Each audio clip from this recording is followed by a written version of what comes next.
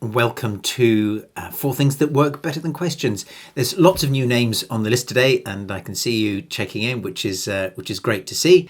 Four things that work better than questions. Well, we don't obviously go into conversations wanting to upset one another or to annoy one another. Well, not often anyway. Yeah, yes, sometimes we want somebody to feel uncomfortable. If we've given them a piece of feedback and we need them to take notice, then we do need them to feel a little bit uncomfortable. Or if we need them to pay attention to a problem that we think they need to fix in the organisation, or we're trying to lobby for a particular change, then we do need to get people worried. And yet, even in those situations, we can't get them so worried that their light bulbs go out. Now, you're going to hear me use that expression a couple of times. I'm going to explain it a bit more in a bit more depth later on this morning, so it makes sense. But in most cases, even when we want people to have feelings, even negative feelings, we do need to keep them intellectually able. So what we actually do as an organisation is to do projects with clients who need stuff to change, who need very often, most often, to have what we call real conversations to make that change happen. It could be at an organisational level, it could be at a team level, and often it's also at an individual level where we're trying to get people to be as transparent and as authentic, I know a very overused word, as they can be. Because what I've found over the years is that by having these real conversations, businesses can move on, groups move on, teams get things done. And so what you're going to see this morning is a little corner of that. And I have a particular thing about questions, and it comes up again and again. Every day that I'm with clients, the issue of questions comes up, and it doesn't always get flagged up by me, but I see the effects that they have. I've long since thought that questions are a really rather blunt instrument. In fact, rather clunky, to be honest. And when I hear people, including some coaches, saying things like, well, it's all about asking the right questions, I find myself reaching for a strong coffee and a sugary snack, because I think that's really missing the point. So, in terms of the format for today, just so that you know, if you haven't been on one of these things before, you know what to expect. So we've got the main bit right now, and that's going to last around about 30 minutes. And then at the end of that, we'll have the Q&A. Now, if there are more questions than I can handle by about 12 minutes past or quarter past, then we'll stop promptly, say our goodbyes. And then if you can stay on, we'll do another mini mop-up Q&A after that, so that if you need to get somewhere on time, you can. And also, if you desperately want to have a question answered, or you have a thought about the material that you want to share, then you can do that as well if you have a few minutes extra on your side. So what I'm trying to do this morning is to put the case to you for a life with fewer questions. And so here is my own personal take on why I don't like questions. So this is why don't I like questions? Why do I have this phobia? Well, firstly, I find them very tiring to formulate. Yes, sometimes the right thoughts do just pop into my head, but it's also tiring to be on the receiving end of them. An innocuous question, why are all these delays happening then? Now, if that's coming from someone I trust and feel comfortable with, I'll be okay with that question. But if it's from my new managing director, or I know I'm on a bit of a sticky wicket on a project, then I am not going to feel as comfortable. And in fact, I'm more likely to read this as a probing accusation, almost an interrogation. So I think questions really add pressure unintentionally very often. Now, of course, sometimes questions are the backbone of a conversation. The reason that it's even worth having, we want to put people on the spot. For example, we want to see a politician squirm on an interview on TV. We want a crook to be given a hard time by the barrister. We want to hear a celebrity be indiscreet on a talk show. That's all part of the fun. But for the most part, in business, we need people to feel comfortable with us. Sometimes challenged, but always comfortable enough to be able to function well intellectually at that time. And of course, then happy enough to want to come back for more. Because it's one thing to get through a conversation. It's quite another to go back again and again for challenging conversations if we haven't felt comfortable in the first place. People will eventually find all sorts of reasons, apparently innocuous reasons, to hide from us. So I want to show you, I mentioned the circuit a bit earlier, so I want to show you what that's about now. And this is a diagram that I came up with quite a while back. Oh, I say quite a while back, probably about 15, 20 years ago. And here's how it goes. It's a way of explaining how we function at a neural level. And now, of course, this is being borne out. 15, 20 years ago, this was just, I was sort of operating on a bit of a wing and a prayer. Some work had been done with fMRI studies. We knew that different bits of our brains lit up. Quite a lot had been done with neurotransmitters. And this is what I was basing it on at the time. So if you can imagine, notionally, that we all have a circuit inside us. Now, of course, we have billions of them. That's a well-known fact and has been for a long time. Those circuits are powered both with electricity, as you know, with your muscles. What enables you to move your muscles so quickly is electricity. It's the only thing that moves fast enough. The thing that moves the second fastest is chemicals. And it is the chemicals which actually enable us to have feelings, because neurotransmitters go around our systems and they let us know that everything is fine or isn't fine. Now, here's the thing. It is known that when we have too many of these chemicals going around us, things telling us that things are not fine, we know that that causes us a big problem. So in system's normal mode, our light bulbs are on, and what we find is that we can communicate. That is to say, we can actually listen properly, and we can explain ourselves. We can string a sentence together, and we can also think straight. But if we have too much going on emotionally, the emotional circuit breaker does its job. And what then happens is that we just cut out. We lose the ability to be able to think. So, as I put it, our light bulbs go out.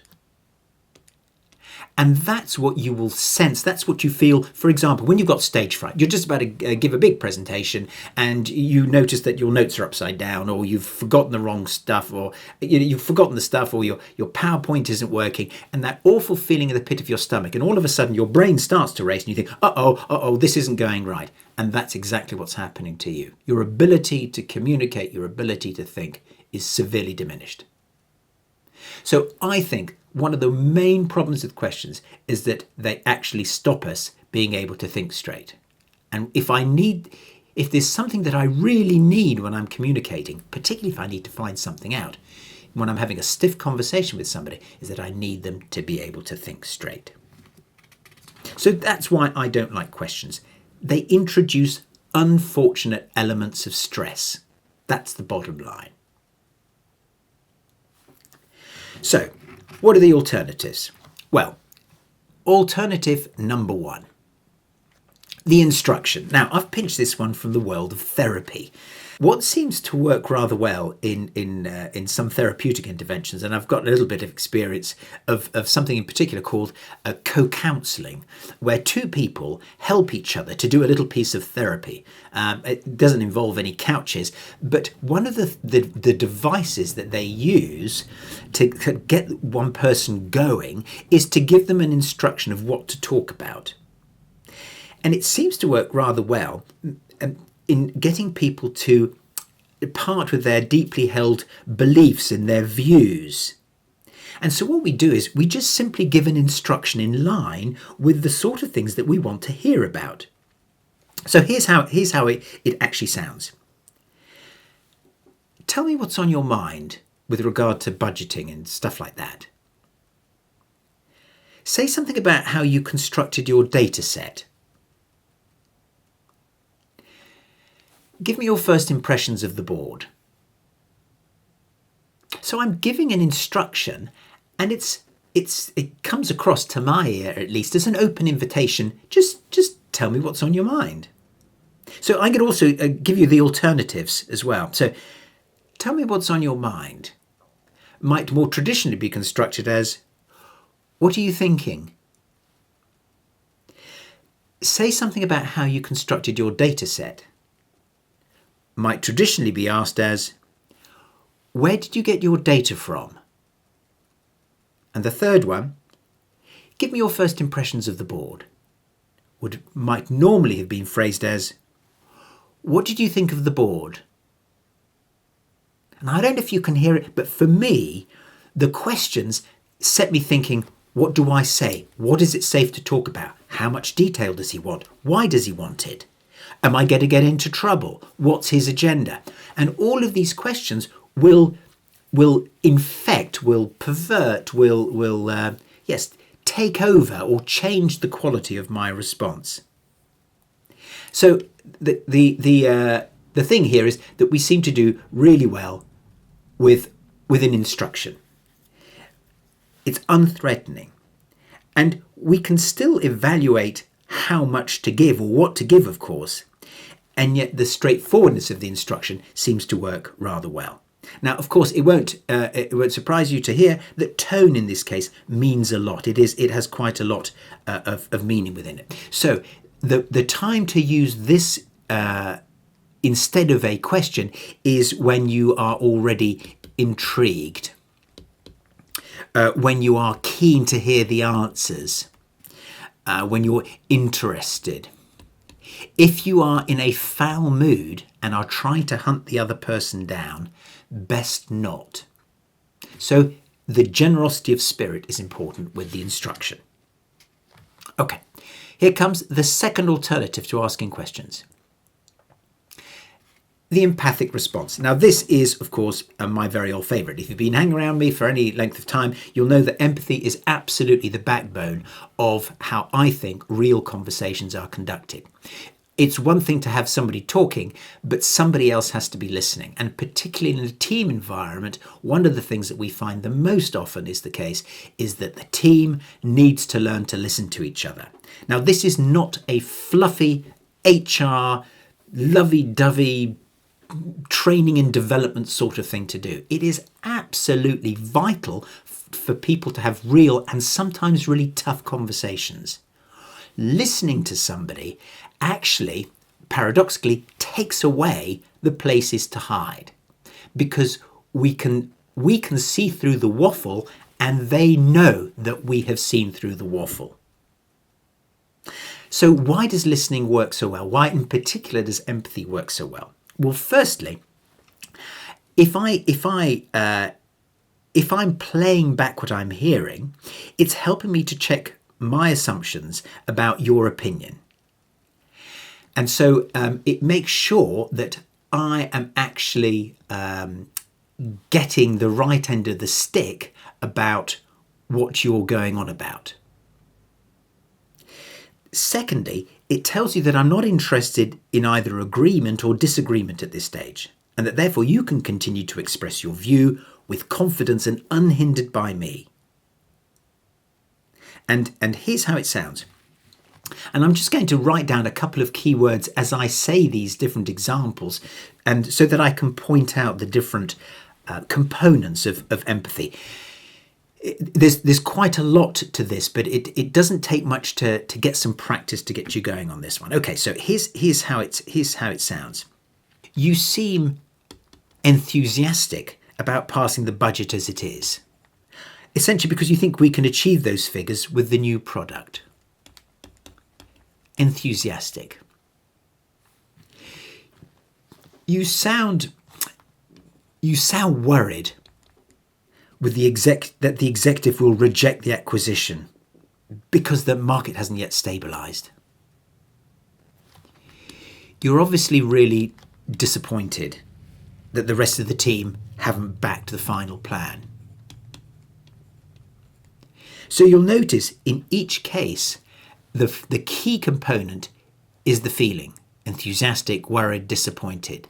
And the second key component is the what about. What are they having the feeling about? Now, if you just stop at that, that's already fantastic. You can also add in the why you think they're feeling that way about that thing. But that's getting quite far down the line. If you mention what you've noticed about the feeling and what it's about, you're already home and dry. So empathy gets people talking, because if they like being listened to, they like being understood even more. So for me, it is probably the most powerful component of conversations. In fact, I'm going to take the even. It is definitely the most powerful. Even more powerful than being skillful and strong about speaking up for yourself. Now, one of the things that people say to me, they say, well, look, Paul, if I'm successful at empathizing, won't this just get people really waffling on at me? Won't it just open the floodgates, and then I'm going to get the whole lot and I won't know how to stop it? Well, actually, that seems to be not the case. What happens is very different. What empathy does is it stops people waffling on, because by replaying what you've just heard, they can hear that you've actually got the message, and their tendency is to not carry on and on with that point. The reason why people bang on with things is because they think they haven't been heard. So empathy stops people repeating themselves. The second bit is that it stops people deviating off a topic. If someone starts off talking about a budget, and if I replay their sentiments about that budget, they're probably not going to then go off at a tangent about another objection that they have, or just some little thing that popped into their head. So empathic responses partly work because they tell the other person, the speaker, exactly where they are, as well as telling them that we're side by side with them, looking at the world from their point of view. So empathy has this strange quality of being able to get people to open up without them waffling on. It also, as I mentioned earlier, it really gets people to open up, and if anything, it takes away the hiding places that they might otherwise have for telling us the truth. So that's empathy. Extremely powerful and worth practicing. It might take you a little while to get the hang of it, but any time you invest in it will be repaid. Okay, third thing, third out of four things, replacements for questions is what we're talking about. And this one I think is rather interesting, and I suppose I tripped over this one by accident some years ago, and you probably may have noticed it too. When we give people feedback, they often respond. Now, in theory, well, actually quite a few people give feedback and think of it as a mechanism for passing information in one direction. But actually, I think it's a great way of beginning a conversation, not ending it, but beginning a conversation by sharing a viewpoint, which I'm not labelling as, I'm right, so what have you got to say to that? And here's the thing about feedback in the style that we give it during real conversations. Giving feedback based on how I feel is an accurate way of stating my position without actually ramming it down the other person's throat, without trying to tell them that that's the truth and that's the way it is. The even better bit in giving feedback and in sparking off this conversation is that actually it enables us to calibrate what we say to the person. So by giving feelings-based feedback, we can actually let the person know exactly where we are, and this might be a positive or a negative. For example, I'm all right with it. I'm uneasy. I might be worried. I might be impressed. And of course, there are lots of other feelings at our disposal, literally dozens of feelings that we can use. And the stronger I make my feeling, the stronger the message I send to the other person of what I want to hear about. And yet I'm still not pointing the finger at them. I'm just telling them that I need something with some urgency, either positive or negative. And then they choose the direction for what they say. So here are some examples. I was interested in what you said about the global marketing budget. I'm worried about the way shareholders might neglect or might react to your current plan to move out of those territories. I'm keen to resolve this situation between you and the organisation. So again, you're hearing the feelings. I'm interested, or I was interested. I'm worried. I'm keen.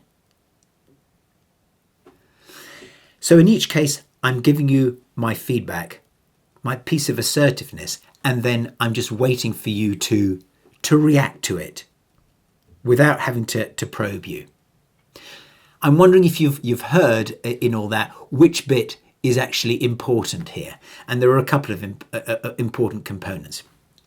Firstly, of course, there's the feeling. The feelings are important. They give people the calibration, the sense of where we are. But also important here is the pause. It's important to pause because that's what gives people the place to step into. If we don't pause, if we continue to talk, it's difficult simply for them to know whether they should be speaking or not.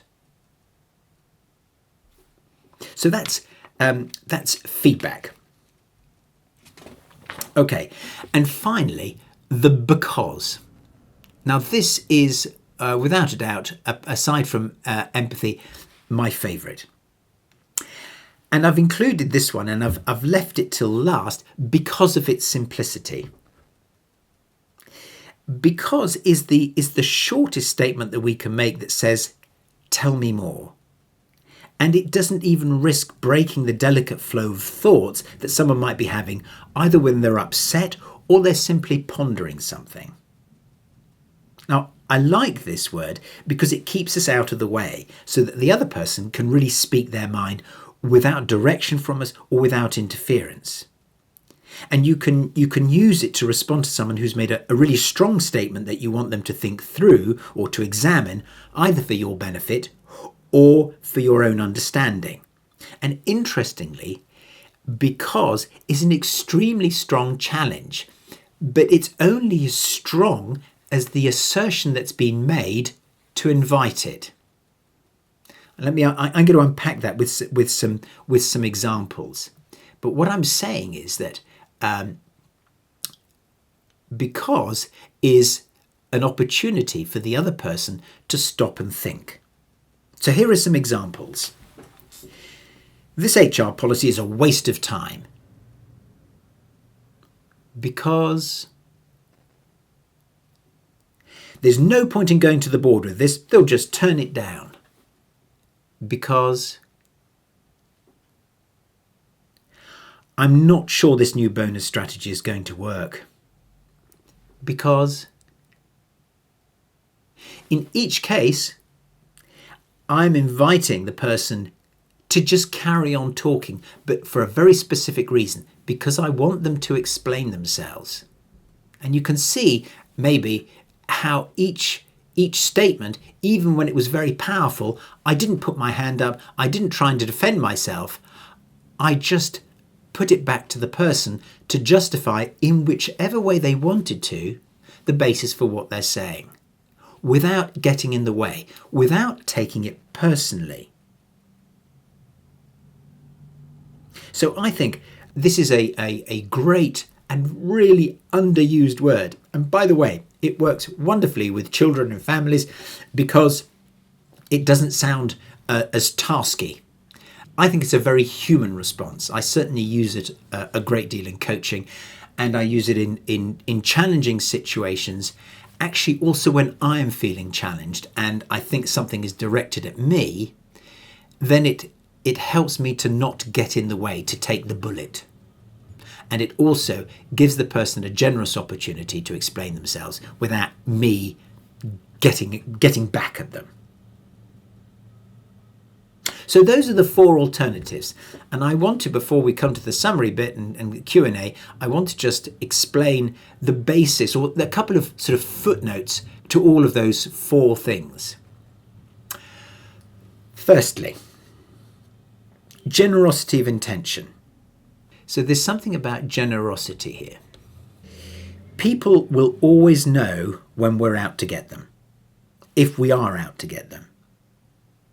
So what we're about here with using these alternatives to questions is we're trying to remove accidental words and sentiments that have made things go wrong, that have been introduced with our language, where we didn't intend for something to be as threatening as it's turned out. So saying this stuff is a way of taking out accidental threat.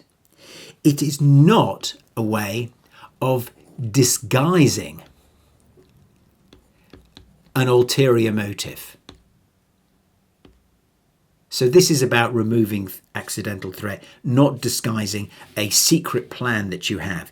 If you try and use these devices with bad or nefarious intentions in your mind, you will find that they go wrong, particularly with the empathy and the because, but also, I guess, in fact, with all four of them. But empathy in particular misfires, because people can hear that in our summary of their feelings, they're actually hearing our own feelings. It doesn't come across as understanding or compassionate. It maybe comes across as bitter and angry. I suppose we have to examine our reasoning for doing this. Sometimes questions are just fine. But if we think that somebody might see a threat where there isn't one, then these alternatives are even better. The second really big element of using questions or using the alternatives to questions is that it gives us an opportunity to create space, to give people a chance to think without being infected or without us getting in their way. I would even go as far as to say, when we give people silence, it gives them the space to be creative, particularly when things are really bad and they need some space from us. We often, as leaders, managers, colleagues, we jump in thinking that we need to rescue people. We need to give them ideas because on the basis that they probably can't think of them themselves. My experience is actually that they can, that they are actually really, really good at thinking of ideas. But we do have to give them the opportunity to do that. And space, silence in particular, is the way to help them to become creative. And we have to be patient, and we also have to be rather brave, because it's easy to fill in spaces, silence, with our own nervous chatter, with our own problems, essentially, with our own feelings. So being quiet is a powerful way of getting people to respond to our inquiries, whether we use a question or whether we use the alternatives. Okay, so that's the material that I have for you. And so firstly, a summary for you, and then I'll take some questions. So the first word that I would put in here is instruct. So this is tell the person what to say and then stand back. The second word that I put in here is to listen, and listen with empathy, paying attention for the feelings behind the words. And you will see that people really do respond well to that, particularly because they're not being judged. The third alternative is about giving feedback. Tell them something, a positive impact that something has had on you, or a negative one. Or it might not even be about them, it might be about a situation. And again, pause, stand back, give them some silence in which to respond. And then finally, because. That small word which gives people the space to fill in, to actually to think out loud with you, but without you or me having to take the bullet, having to take the flak, having to justify ourselves until we really understand what's going on. Okay, so I'm going to open up the Q&A now. There's some questions here that are jumping out at me, so let's see what you've been thinking. Here we go. All right. So I'm just going to go from the top. Kate was the first to say something. Kate says, my observations about the empathic response is that some people would prefer to hide their feelings. So those individuals can be very hard to read and also will not accept your reading of their feelings or give you any alternatives. Some people I know are quite able to give politicians answers.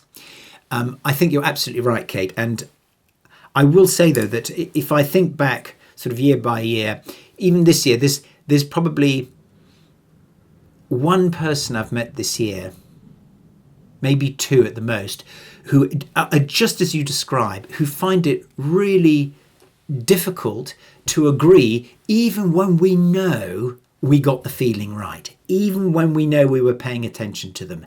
They just can't quite bring themselves to open up. And that's just our tough luck, I suppose. It's just the way it is. So I agree, those people exist.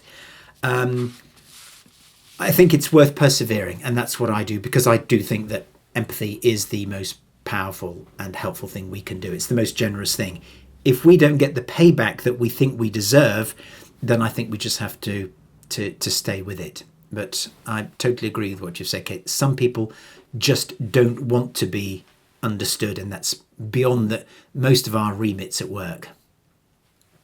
Okay, second question. So thanks for that one, Kate.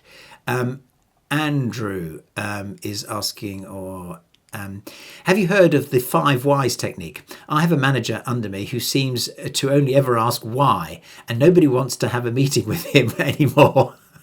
It's like he's read a book and only uses one tool. Yes. And that, I don't know. Well, I think you're just right. And in fact, why it featured heavily in the last 2-minute model I made. Why is the destroyer of all conversations. I cannot think of a word that I'm more allergic to than why.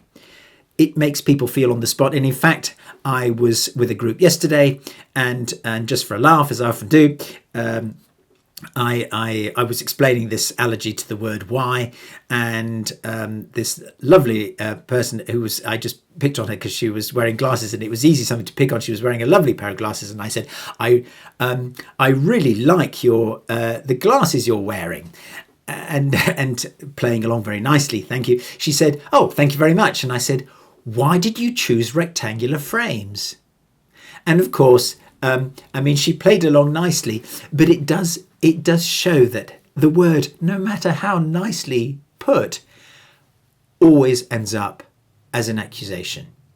So my advice is, if you can find the book, get rid of it, put it in the skip.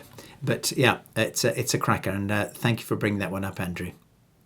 Okay, so this one starts with Tammy.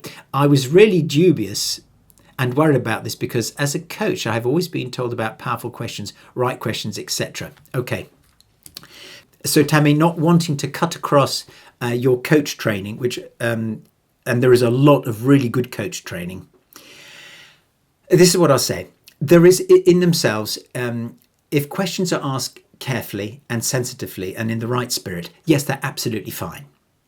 The problem I have with them is that very often things happen that we don't intend. So I'm trying to combat, I suppose, or rub up against the law of unintended consequences. And I suppose if I'm not feeling very nimble, or I'm really trying to pay attention to the other person, I find that if I don't also have to construct questions at the same time, and I've had plenty of practice, then I can make the conversation flow better and I can pay more attention to them. Of course, I do use questions. I suppose I'm just challenging you, Tammy, to think again and say, is there something more elegant that I can do, more helpful, particularly if the person I'm with is feeling or is prone to feeling defensive?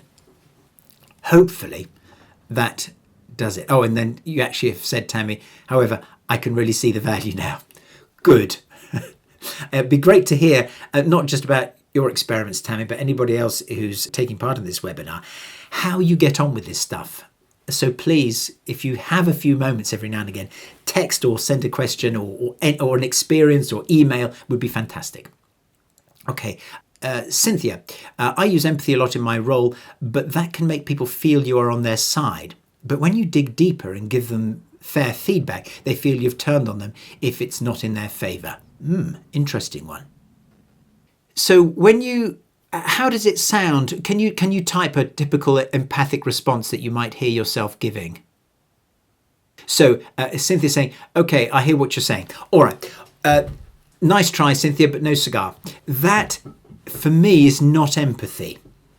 Even if it's very caring and what you're saying is caring, that doesn't actually qualify as empathy. And I can see and I can hear why people would think you are agreeing with them. Because in American English, I hear what you say is, I've taken it in and yeah, I guess you're right. So the empathy I'm talking about is very specifically constructed, and I just want to point it out. Okay, there are 3 components. 1, your best guess of how they feel. 2, specifically what that feeling is about. And 3, if you can manage it, Rolls Royce, why are they having that feeling about that thing? And then we pause. Okay, let me run past you a couple of examples, and I'm going to do one towards you, Cynthia. Cynthia, you seem puzzled about why your empathy is backfiring. I guess it's because you think you're trying to do the right thing and can't understand why they then take umbrage. Something like that. Peter, you seem irritated that I've brought this topic up again. I guess that's because, well, you'd rather I just left it alone. So the empathy that I'm talking about has a very specific structure. It's pointing out what I see. It's not doing any more than that. It's just replaying like a talking mirror what I'm seeing and hearing and sensing, and maybe what I'm not hearing and wondering why, and then reading your expression. So it's picking up on a lot of different data. So saying things like, I know how you feel, doesn't work. I get what you say, doesn't work. I hear you, or etc., etc. All of those are going to get you, well, unintended consequences, to use that phrase again. Hopefully that says, kind of hits it. Okay, I hear what you're saying.